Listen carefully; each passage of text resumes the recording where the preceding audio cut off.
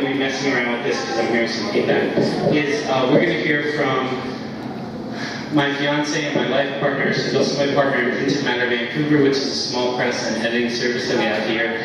She's my co-host of Ghost Town Poetry, but it's not just because of all of those things that she's here. There are also pieces in the show that we collaborated on together. For instance, the collage cover for Ghost Town Poetry Volume 2, which is the latest and second anthology from that series. And we have the original art straight behind me for sale tonight.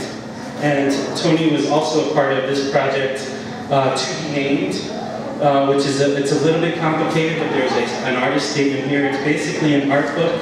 Toni and I and our friend David Magdalene in Windsor, California, collaborated on a 200-page pass-around travel poem that was based on several trips we took together or to each other, and then the covers were album covers that were altered in some way.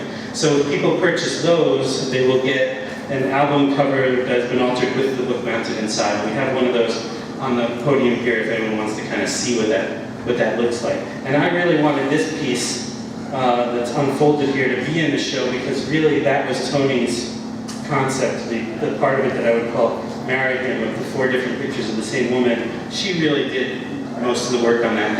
And all this time, even though in the poem we don't say who did what, with the visual art, we've all basically just said, like, if someone did a piece, we said they did it. I kind of did the middle, she did the 4 pieces around, and I think that's great. So, you know, for all those reasons I said, and also the fact that she's a knockout poet, we're now going to hear from Toni Partington. Woo!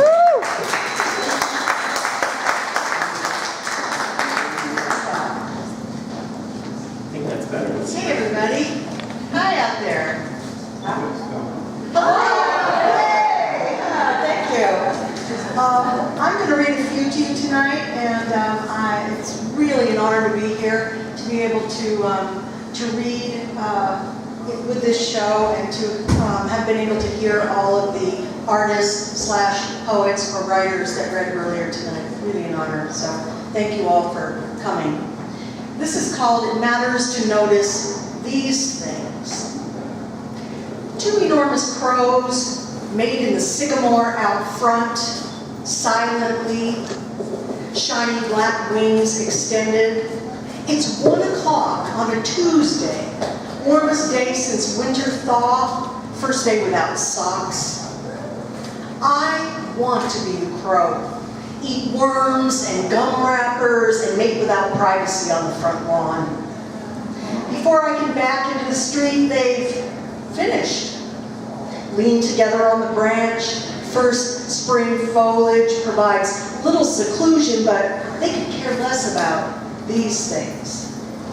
Just off the curb, I sit, stare, watch to see if intimacy exists between them, between crows. We humans, we're love scavengers, crows of emotion. We skim the surface, peck our way through the top layer of romance, unable to mine riches of the heart with tools dulled by hurt in a hard outer shell. I think about intimacy a lot these days, too much. I notice when couples don't touch, wonder how love can possibly endure in this world. The biggest crow hops a branch, slow glide to center yard. Ah! That crow stares me down. I want to be the crow. Let him have my life, pay bills, and feel the weight of all this nonsense. Imagine me cawing at the neighbors, my shiny black wings extended under afternoon sun.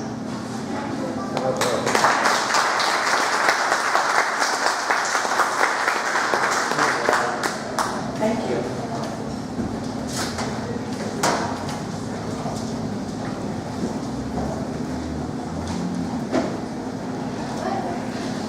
The title of this poem is the Fujita Scale. Ted Fujita came up with this scale of monitoring the intensity of tornadoes, somewhat like the scale that's used for earthquakes. So they can tell you, well, it was a 1, or it was a 3, or it was a 5. And so the title just came to me after watching a documentary about him and thinking about tornadoes and then thinking about relationships. The Fujita scale. She is a storm chaser who seeks the thrill inside electrical strikes and sheets of rain. Her life defined by movement toward the funnel cloud, fed by spirals of energy and dust and someone's roof. He spills into her life like rain through a cracked foundation at 200 miles per hour. He's an F2 on the Fujita scale. His power bends her will. Chasing his wind becomes her folly. As it roars and roars above and below her soul. Their love, a vortex on an empty road, sanity spinning farther away. His nature uncontrolled, like a fault line, a rock slide, a firestorm. His fist unpredicted at 400 miles per hour. It's an F4 on the Fujita scale. By then, doors slam, glass shatters, pieces of insulation blow away. Yesterday, she was a storm chaser, seeking the thrill inside electrical strikes and sheets of rain. Today, she watches the weather behind curtains, sheer and muted blue, as he waits behind bars for the day she will drive him home in the rain.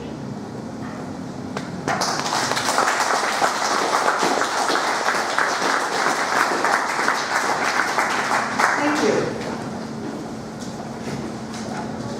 At the stoplight, first I see the dog, a scrawny mix of terrier tethered to a blue leash on the corner of 4th Plain and Auto Mall Drive. Then I see the couple, barely 16, their eyes transfixed on each other in this hour between dusk and dark. I wait for the long red light, watch them through tinted windows and doors locked tight. She reaches to push the crosswalk button, strains over the wide space, concrete and cracked.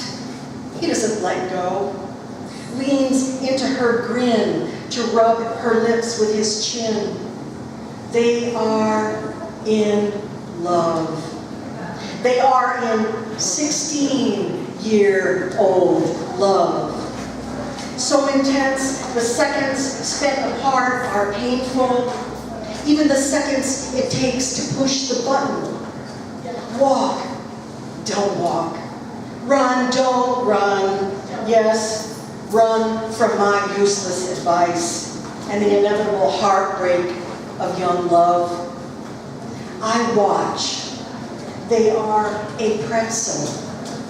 Arms and hands, sorry guys, arms and hands entwined, fingers woven, her hair in his face, his eyes closed. The dog is ignored, the traffic ignored. I'm ignored too. They walk away whispering, almost gliding. I smile, remembering the glorious time when we ignored everything but each other.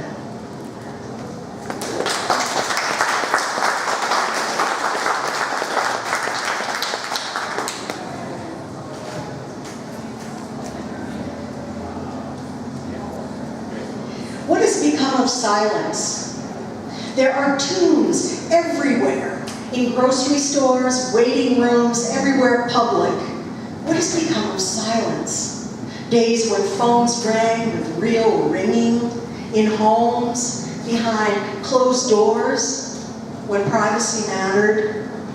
Today, no matter what is said, others eavesdrop like window peepers, feed upon each other with tidbits, enticed to linger for secrets. We hear test results, gossip, dinner plans, every humdrum detail unveiled. Remember when calls in public were guarded inside boxes of aluminum and glass? Coffins with folding doors, phone books tethered by steel cords, coin slots, graffiti, dead cigs on the floor, and always that damned echo. Visible but silent, seen, not heard. A time when I love you traveled from my lips to your ears and no further.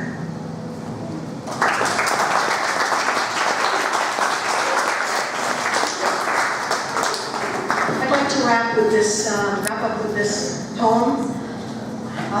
It starts off. So I was going to say it starts off with a quote, and I don't have the name of the person that I need to quote, which is, a faux pas a writer never wants to admit in public, which I just did. So, this is called Driven by Hope. And the quote is, "Some people claim a second chance and escape from extremes on swings suspended from the chains in unfamiliar playgrounds." Driven by hope. At one time or another, he had a family, a parent, a brother, phone numbers written in ink on the palm of his hand. Thanks, strangers, for spare change to make the call. "Can I come home, Mom? Just for tonight. Someone stole my stuff when I got popped and it's really cold out. The family's been here before. It never goes well. Their hope is habit forming. He looks like hell, smells foul, wants to smoke, coughs the 10-mile marker's home, yells, 'Coffee!' when he enters the house. Mom's cooked grilled cheese sandwich, trimmed crust timed perfectly crisp and brown. He slumps on his saved seat. She takes the cup with D-A-V-I-D painted on the side in red block letters, pours it full, adds 4 sugars to half and half. Won't look in her eyes, knows she's been crying. Soon she'll ask when he last slept, and he will lie. She will believe anything he said because her hope is habit forming. Won't eat the sandwich, can't eat anything. His stomach burns all the time. She's made up his bed, offered towels, vitamins. He spends an hour in the bathroom, lets the shower run while he sits on the floor, smoking. Imagines how water stings when it touches his body. Goes to his room when the house is quiet. His sheets smell like downy, and her hair. She's cried here. Soon she'll peek in, make sure he's in bed, blow a kiss on sweet breath from the doorway.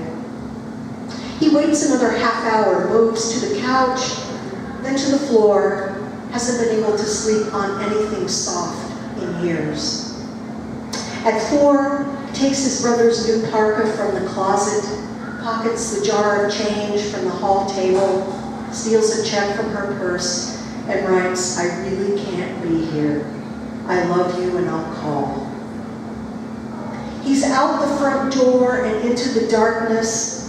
Mother watches from upstairs, glad tonight that her room faces the street. This is the moment she fears.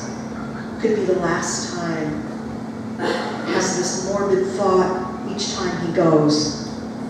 He crosses the lawn, moves out from beneath the street light, slips behind the neighbor's lilac tree, sees her in the window. This could be the last time, he thinks. It's a morbid thought. I'm leaving. Wonders why hope is habit forming. Wonders what happened to him. Wants to hope for something else, so he hopes she'll be able to sleep. he really hopes she'll be able to sleep. Thank you all so much.